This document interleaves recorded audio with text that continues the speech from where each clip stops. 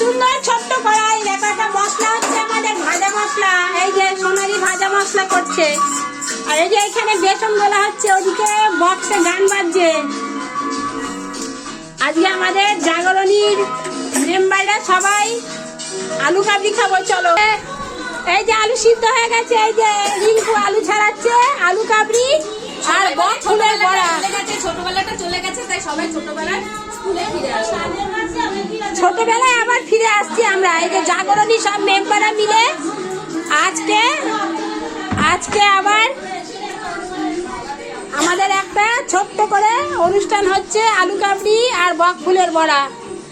এই যে বক ফুল ছাড়াচ্ছে, এই যে রিঙ্কু আলু ছাড়াচ্ছে। পিকনিকে সব আনকমন খাওয়া, তোমরা কিছু মনে করবেন না, আমরা পিকনিকে একটু আনকমন খাবার খাওয়ারই চেষ্টা করি। শুনতে পেলে সবাই? আমাদের মেম্বার রিঙ্কু কি বললো শুনতে পেলে?